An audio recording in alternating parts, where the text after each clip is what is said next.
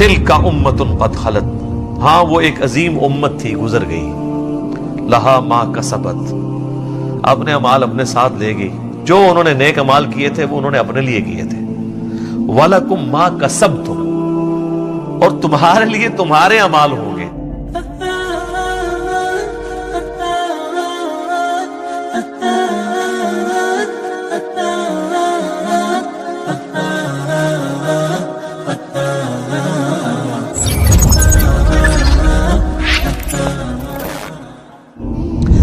تقولون ان ابراہیم و اسماعیل و اسحاق و یعقوب والاسباط كانوا هودا او نصارا، کیا یہ لوگ کہتے ہیں کہ ابراہیم اور ان کے بیٹے اسماعیل و اسحاق اور ان کے آگے سے بیٹے یعقوب اور ان کی پوری اولاد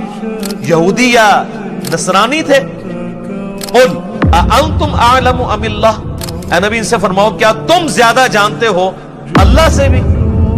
اللہ نے تو ان کے موت کے وقت کا ذکر کر دیا ہے، یہ کانٹیکسٹ وہ چل رہا ہے کہ حضرت یعقوب نے اپنی موت کے وقت جب اپنے بچوں سے پوچھا تو انہوں نے کہا ہم مسلم ہوں گے، تو اللہ نے مارا ان کی موت کے وقت میں وہاں پر تھا، جیسا کہ اس کی شان کے لائق ہے۔ تم اللہ کو یہ بتانا چاہ رہے ہو کہ وہ یہودی یا نصرانی ہونے کی وصیت کر کے گئے تھے اپنے ماننے والوں کو، وہ تو مسلم ہونے کی وصیت کر کے گئے تھے،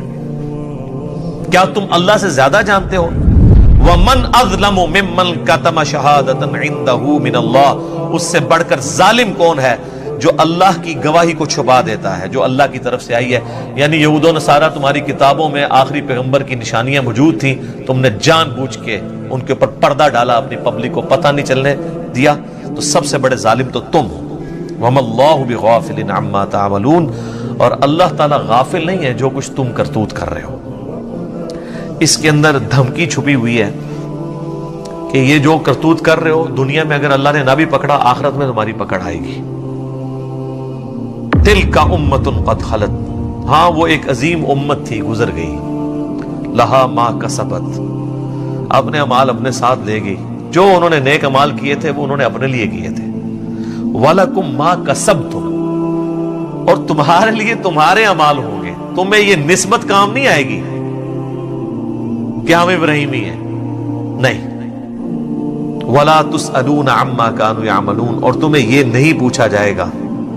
کہ وہ کیا کیا کرتے تھے، تمہیں یہ پوچھا جائے گا کہ تم کیا اعمال لے کر آئے ہو۔ اللہ اکبر۔ وہ ڈاکٹر اسرار صاحب یہ جب آیات پڑھا کرتے تھے نا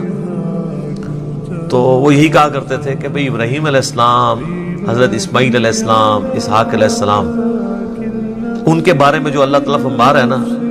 کہ وہ نہ تو یہودی تھے نہ نصرانی تھے،